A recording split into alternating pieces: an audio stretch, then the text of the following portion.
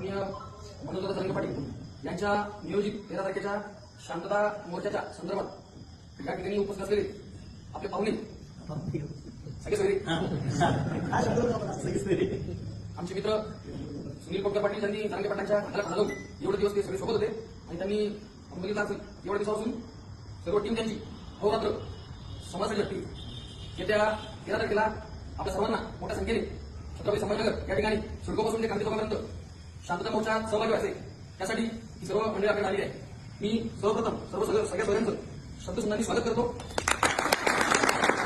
त्यानंतर मर्यादा पुरुषोत्तम प्रभू श्री रामचंद्र की